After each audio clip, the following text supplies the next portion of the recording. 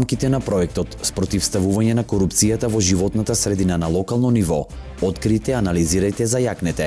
Денес во Берово се одржа презентација на наодите од истражувањето на истоимениот проект, спроведен од Евротинг, Центарот за европски стратегии.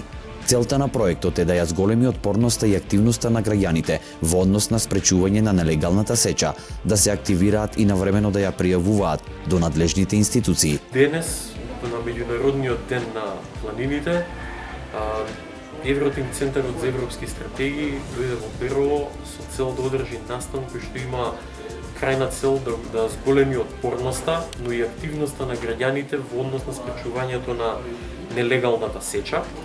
Овој проект се спроведува со поддршка на глобалната иницијатива за борба против организираниот криминал и крајната цел е да имаме поотпорни граѓани кои што навремено ќе ја пријавуваат дивата сеча, ќе се активираат, меѓутоа ќе бидат и секогаш на располагање на институциите, на останатите граѓани за да подобрат борбата против организираниот криминал во државата. Нелегалната сеча и уништувањето на планините, во која во многу наврати учествуваат и криминални групи, најмногу е застапена во северозападниот дел на државата, додаде Стефановски, и истакна дека на територијата на државата годишно се сечат 600.000 кубни метри нелегална дрвна маса. Првичните наоди од нашето истражување велат дека состојбата во Малешевијата е дури можеби малку подобра од одредени други региони во државата, меѓутоа особено во северозападниот и југозападниот дел од државата, проблемот со организиран криминал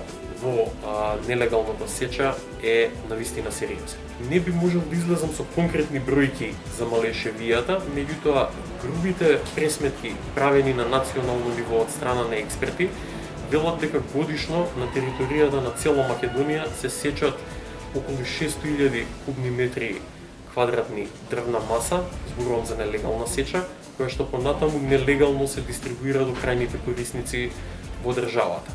Илегалното уништување на планините не е поразлична ниту во Малешевијата.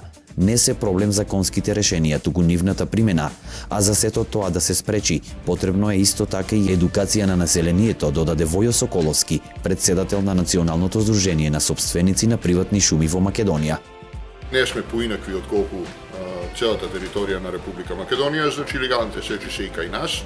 Може би не во толкава мерка какви ги има да речеме во Западна Македонија, но секако се присутни и народот во Малешевијата мора да застане на тие дејанија.